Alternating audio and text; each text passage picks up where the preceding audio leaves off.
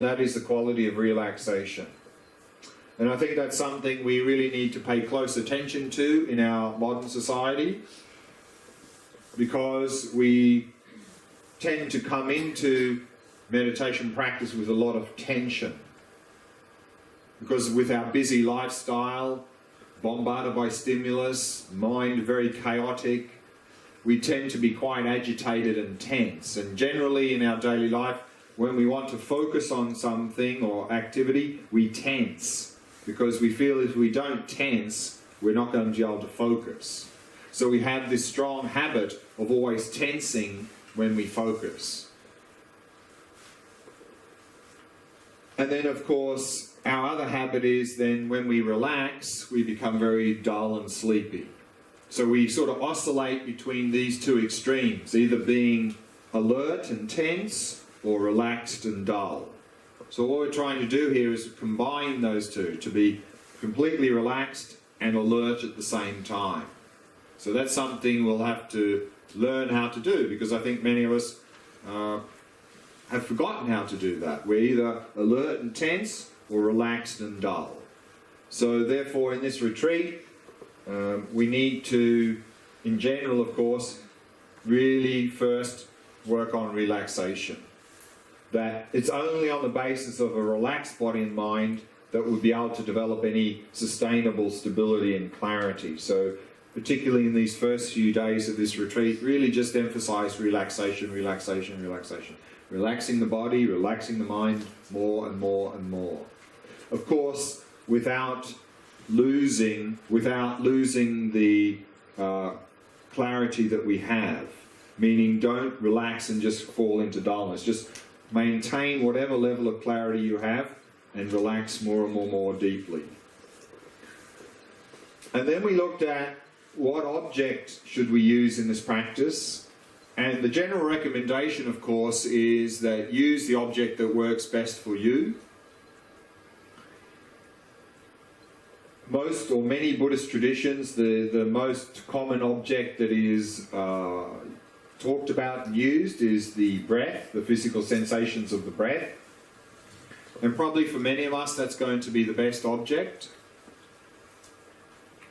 And within the breath practice, we're looking at 3 variations of that in this retreat.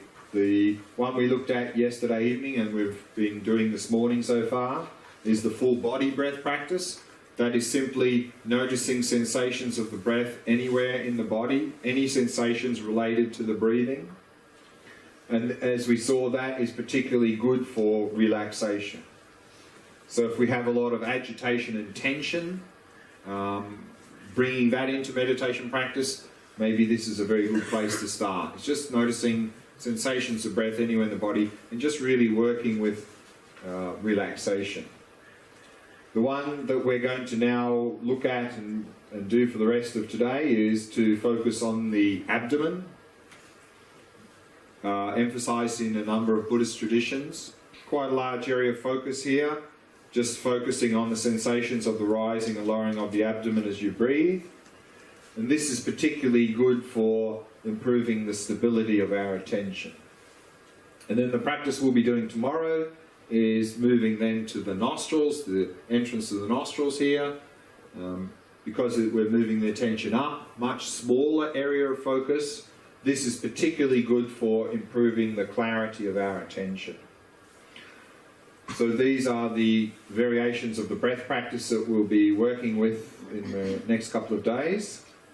And then we're going to move on to observe using the mind as the object of shamatha practice. Many of you will probably find that much more challenging than focusing on the breath. Again, for 2 reasons. One is the mind is it's a more subtle object than the breath. The breath is some physical, tangible object, more easy to focus on. And also the other reason many people find this quite challenging is that we don't have a habit of observing our mind. We don't have a habit of observing our thoughts and emotions and memories and so on. Our strong habit, of course, is that when something comes up in our mind, a thought, emotion or memory, we grab hold of it and off we go and we get caught up in our stories. Or if it's something unpleasant that comes up in our mind, our other strong habit is we don't know really what to do with it, so we try to suppress it. So that is our strong habit, either following or suppressing. We don't have a habit of simply observing them as they arise and pass. But if we can develop this habit in this practice, enormous benefits for us in our modern society. Because many of us are really tormented by our own mind. Many of us are tormented by our own thoughts, emotions, memories. We've really become the slaves of our own mind. So by cultivating this ability to observe thoughts, emotions and memories in this practice, instead of the slaves of our mind, we'll become the masters of our own mind. So we'll be looking at that practice a little bit later in this retreat. And then we're going to move on to awareness, or sometimes this is called Shamatha with no object. And in the awareness practice, in the breath practice, of course, we are aware of the breath. Here we are aware of the mind.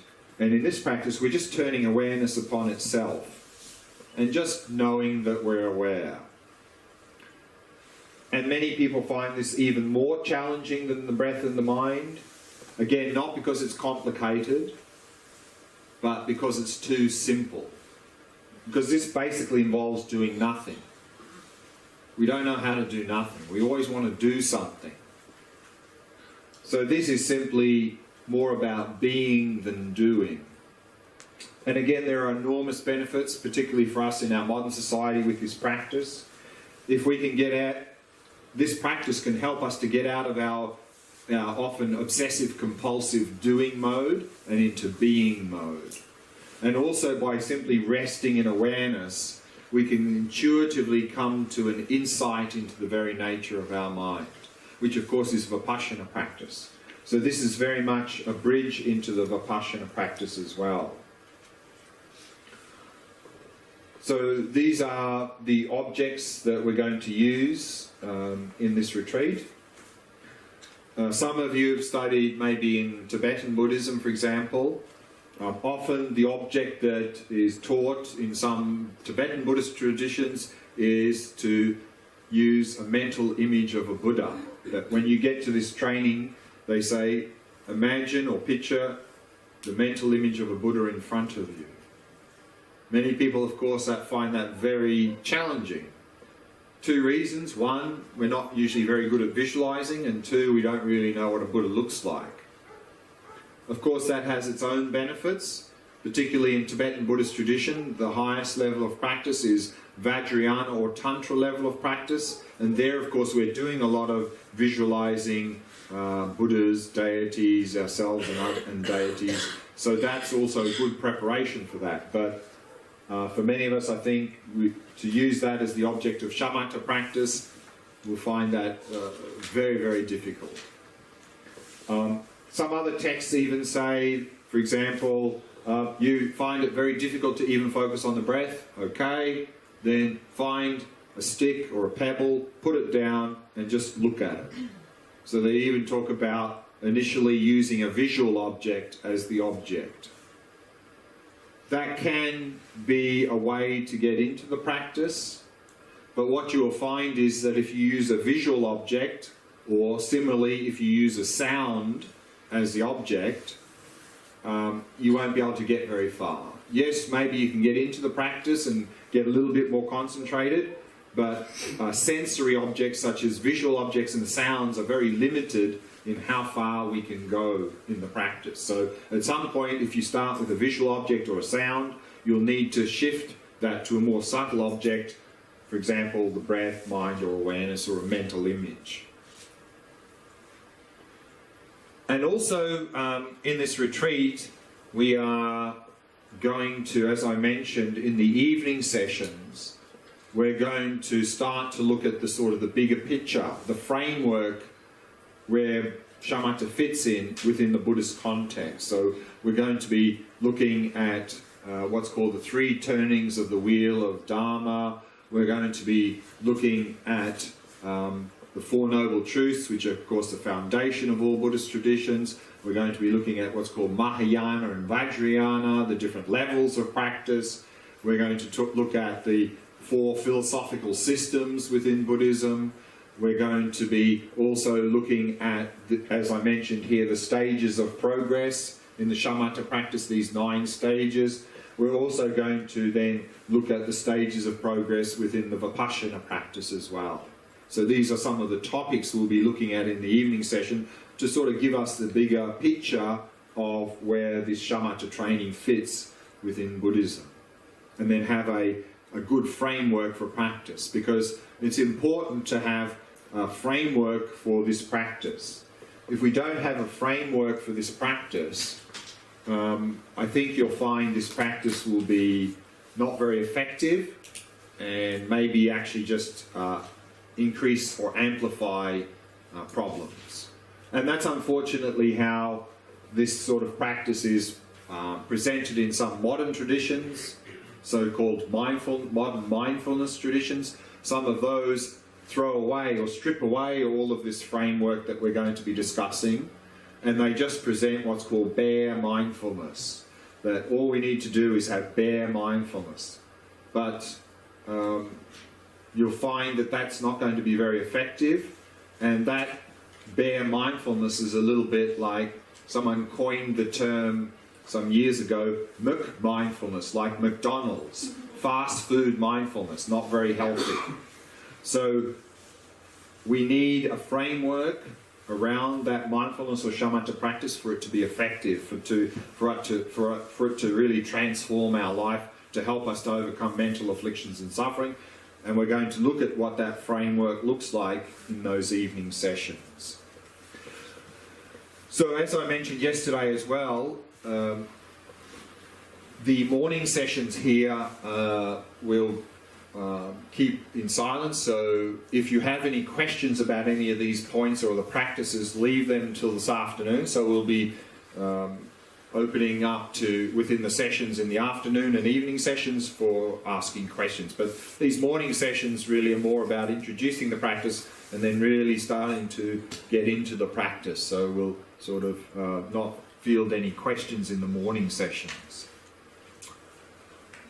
Okay, so let's now move on to look at the tools. What tools do we need to use in this practice?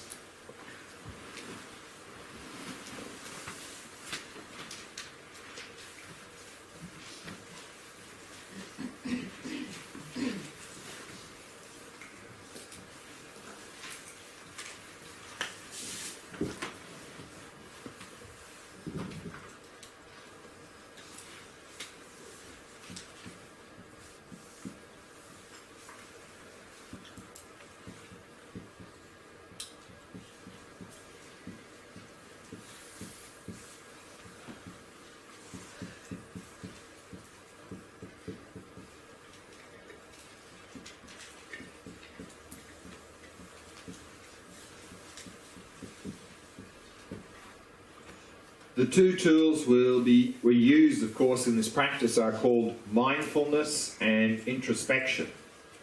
So mindfulness here is a translation of the Sanskrit word smrti or the Pali word sati. And both of these words here literally mean memory, to remember. So mindfulness is our ability to remember the object, to be able to hold the object, to not forget it, to not become distracted. What we need to realize is that how mindfulness, the word mindfulness is often defined in a lot of modern traditions, is not the same. A lot of modern mindfulness traditions have redefined the word mindfulness to mean slightly different. So you often find in a lot of modern traditions they define mindfulness as something like a non-judgmental awareness of whatever is arising in the present moment. Very good thing to do. But this is not really how the word mindfulness was originally defined. So here, in the Buddhist context, when you see the word mindfulness, it simply means to remember the object, to be able to hold the object without forgetting it, without becoming distracted. We need a second tool together with that, and that is introspection. Introspection is like quality control.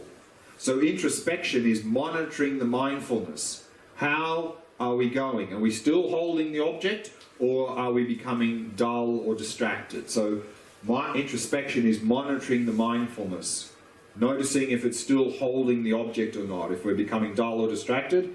If we are, then reapply mindfulness. So these are the two main tools we use in this practice. And so mindfulness is usually defined as the faculty of sustaining voluntary attention continuously upon a familiar object without forgetfulness or distraction. And introspection is normally defined as the faculty of monitoring the mind, recognizing the occurrence of dullness and distraction.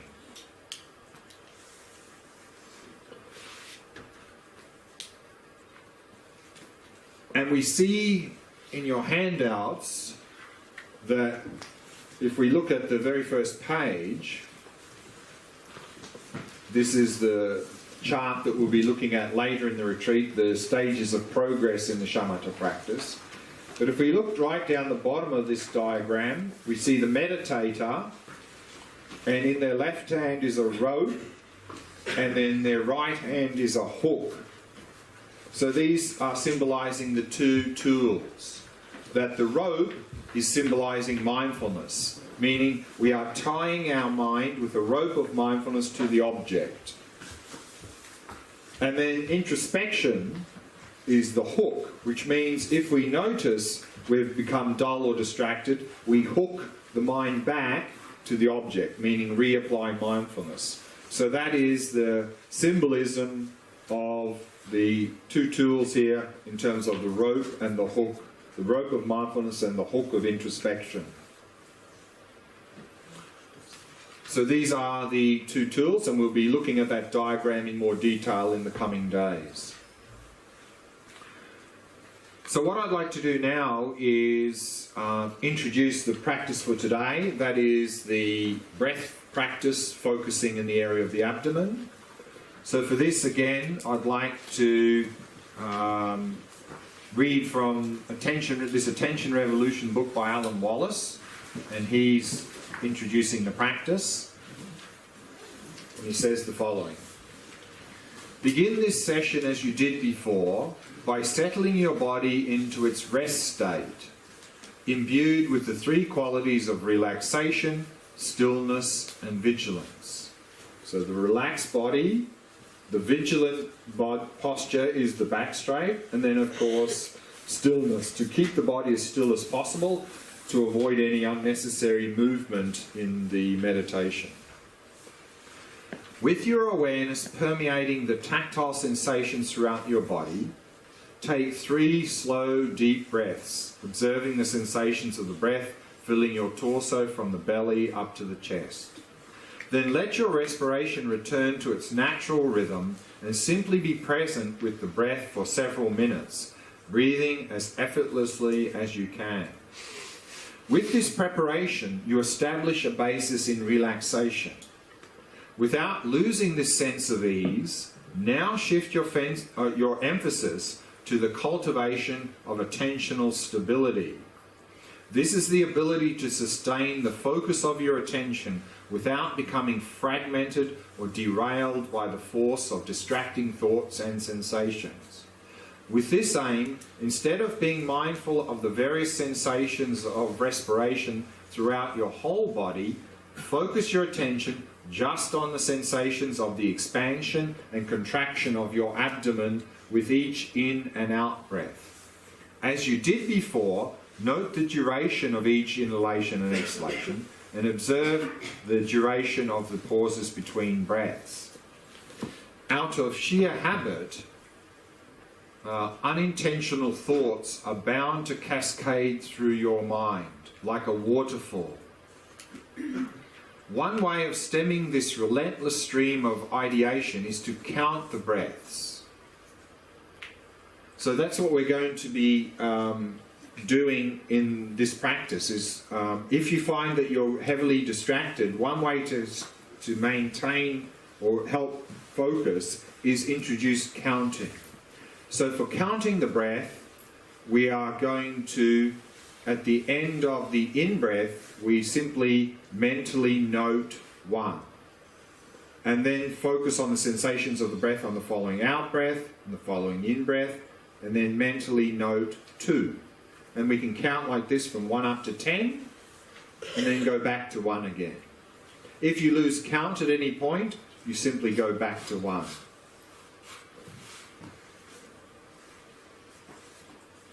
He says, the objective of counting the breath is to insert brief reminders into the practice so that you don't get carried away by distracting thoughts. Attending to these mental markers at regular intervals in the course of the respiration is like taking note of milestones on the side of a country road, letting you know by their presence that you are on the right track, and by their absence that you have wandered off your chosen route. So we're going to, part way through this practice is we're going to bring this counting in. And we'll see if it helps. Some people find counting is very helpful. Other people don't really find it very helpful at all. But we'll practice that a little bit and see whether you find it helpful or not. Meditation is a balancing act between attention and relaxation. Mastering this requires working to counter the natural reflex of trying harder or clamping down when you see that your mind has become distracted. Instead, as soon as you see that your mind has wandered, release the effort of clinging to the distracting thought or physical sensation, return to the breath, and relax more deeply. Remember that the main point of such attentional training is not to stop thoughts from arising. Rather, it is first to relax the body and mind, then cultivate the stability of sustaining attention continuously upon your chosen object. Thoughts are bound to arise. Simply do your best not to be carried away by them. So that's the practice we're going to do. So we're going to do again a 20-minute practice. Again, preparing body, speech and mind, and then we'll move to focusing on the sensations in the area of the abdomen, and then part way through that we'll bring in the counting of the breath, just so you know how to do it, and we'll see if it is helpful, if you find it helpful or not. So we'll do a 20-minute practice.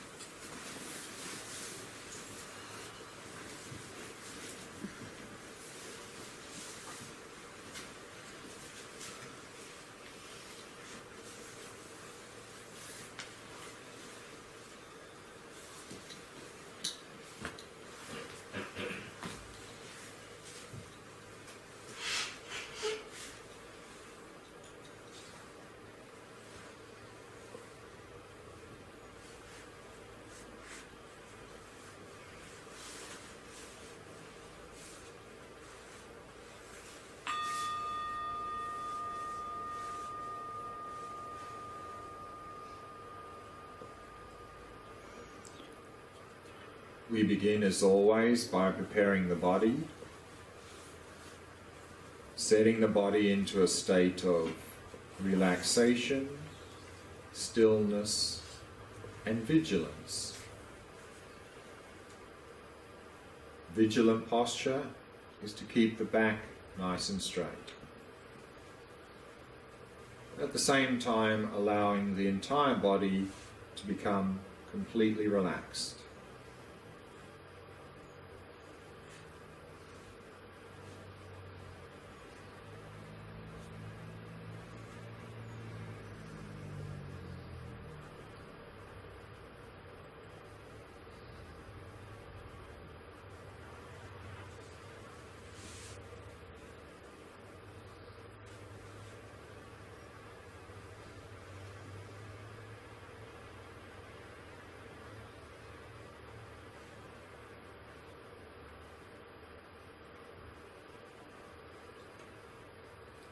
using the out breath to relax and release any tightness or tension in any part of the body.